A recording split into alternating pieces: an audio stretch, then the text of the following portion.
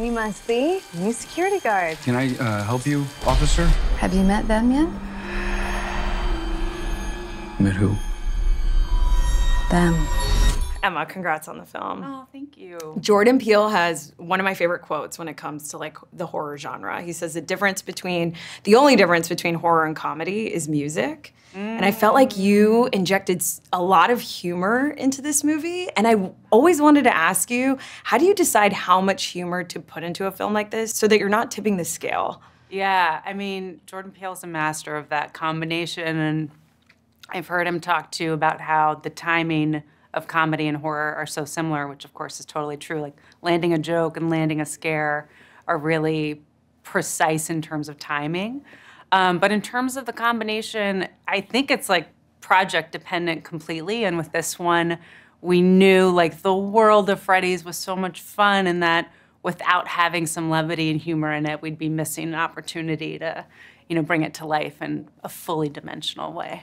Yeah, well, you totally brought it to life. And there's something innately humorous just about animatronics in general. Yes. And I think when the world thinks of animatronics, if you're not a fan of Five Nights at Freddy's, you're thinking Chuck E. Cheese's. And I read that you were totally fascinated by them. I was scared by the animatronics at Chuck E. Cheese's. I think it was like their big eyes and the delay in blinking. But I wanted to ask you, Emma, what do you think is so unintentionally creepy about animatronics? Ooh, I think it lies in the space between them being alive and not alive. We are kind of controlling them, whether they've been programmed, or in our case, we had puppeteers, doing all of the animations off screen.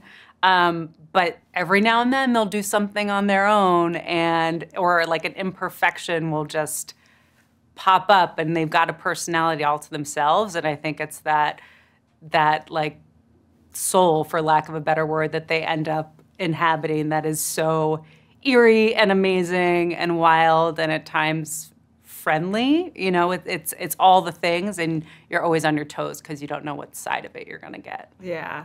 I don't want to give anything away, but the story you put behind the souls I thought was so good. I'm excited for the world to discover that.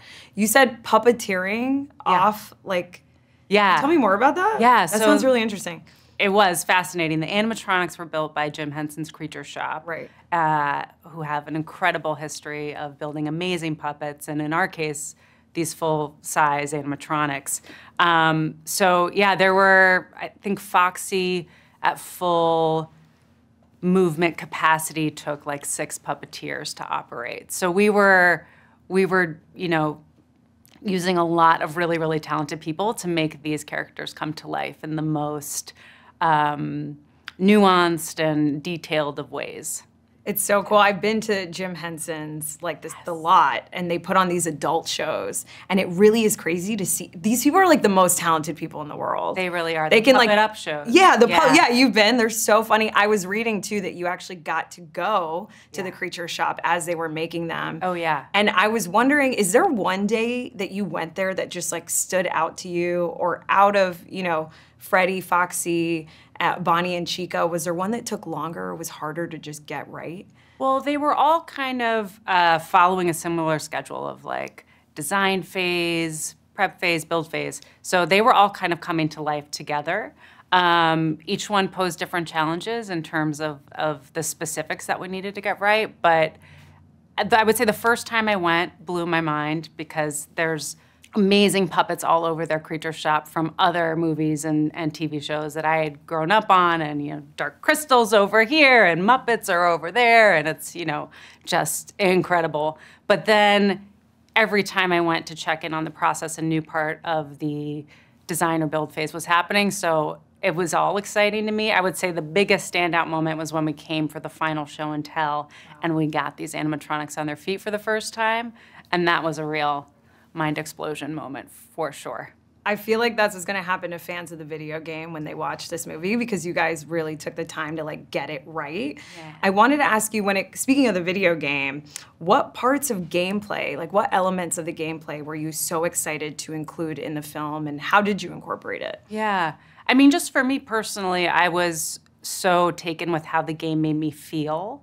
Like I was just always so tense and tuned into the atmospheric elements of the game, the sound design, and the things you can't see but you know that are lurking. So as a genre filmmaker, that was just like such ripe inspiration for bringing it to the cinema. But in terms of the actual gameplay, we were working alongside Scott Cawthon, who has built this whole franchise and universe, and getting the elements of the lore really right and accurate, and the balance of how much we were including versus new story elements that we were introducing just specific to this movie were, really just needing the guidance of the creator so that we knew the fans would really click with it. Yeah. And that it would be what they want, hope, expect, and hopefully so much more.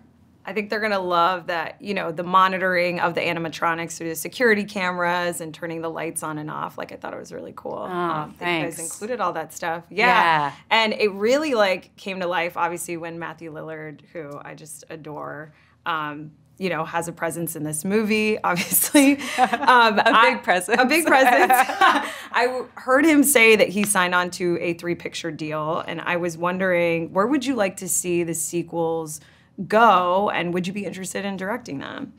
Oh, yeah, I would absolutely be very interested in continuing, building stories in this world, building stories with these characters that I now feel really not just in love with, but invested in, and, would love to see where they go.